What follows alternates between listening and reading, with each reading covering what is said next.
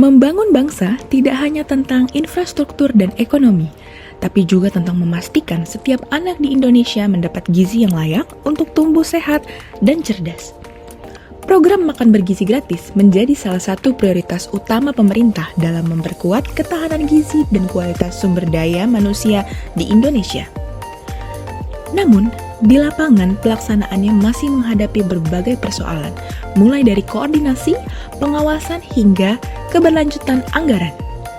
Agar tujuan besar program ini tercapai, diperlukan strategi pembenahan yang menyeluruh dan berbasis data. Berikut 8 insight strategis dari INSS untuk memperkuat arah kebijakan MBG. Langkah pertama, pemerintah perlu menentukan success story dan benchmarking. Pemerintah perlu memiliki contoh keberhasilan yang jelas dengan belajar dari negara lain yang sudah menjalankan program serupa dan melihat apa yang berhasil, apa yang tidak, dan apa yang bisa dijadikan pijakan penting untuk memperkuat strategi di Indonesia. Tanpa tolak ukur yang jelas, kita hanya berjalan tanpa arah. Kedua, melakukan evaluasi secara menyeluruh. Program MBG sudah berjalan, tetapi sejauh mana hasilnya terasa?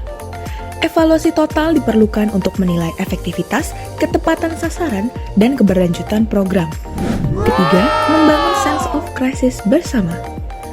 Masalah gizi harus dilihat sebagai isu pemerintah yang mendesak untuk ditangani.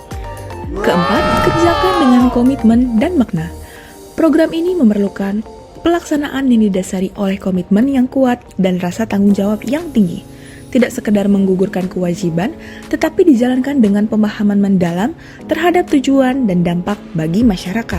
Kelima, memperkuat regulasi dan SOP.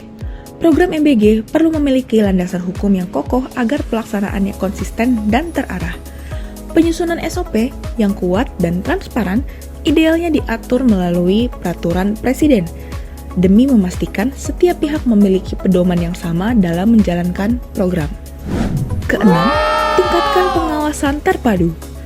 Pengawasan harus dilakukan secara lintas sektor dengan koordinasi yang solid antar lembaga. Hal ini penting untuk menjaga akuntabilitas, mencegah penyimpangan, dan memastikan program dijalankan sesuai dengan standar yang telah ditetapkan. Ketujuh, bangun sistem monitoring berbasis data. Pemantauan pelaksanaan program perlu berbasis data dan sistem digital yang transparan. Dengan sistem monitoring yang akurat, pemerintah dapat menilai capaian secara objektif serta melakukan perbaikan kebijakan secara cepat dan terukur. Terakhir, pemerintah perlu mendorong ekonomi kerakyatan. Program MBG harus memberikan manfaat berlapis, tidak hanya pada aspek gizi, tetapi juga pada ekonomi lokal.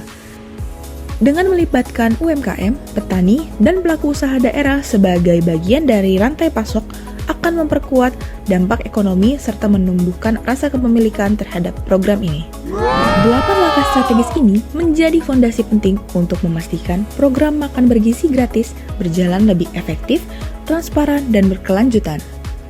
Dengan evaluasi yang jujur, regulasi yang kuat, dan komitmen bersama, program ini dapat benar-benar memberikan manfaat nyata bagi masyarakat dan memperkuat ketahanan sosial bangsa.